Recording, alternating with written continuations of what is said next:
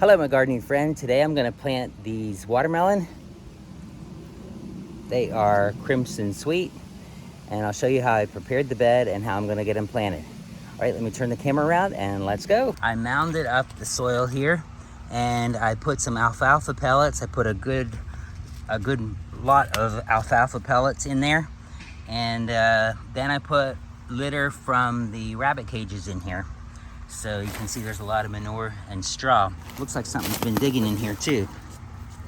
All right, so I'm gonna go ahead and pull this litter back a little bit so I can get these planted.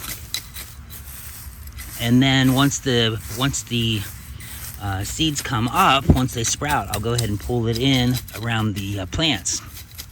All right, so there we go. And here's the soil. I'm gonna go ahead and make a little furrow there. I wanna go between a ½ inch to an inch deep here. And I'm just gonna put a couple seeds in, because this is actually the only hill I'm doing right now.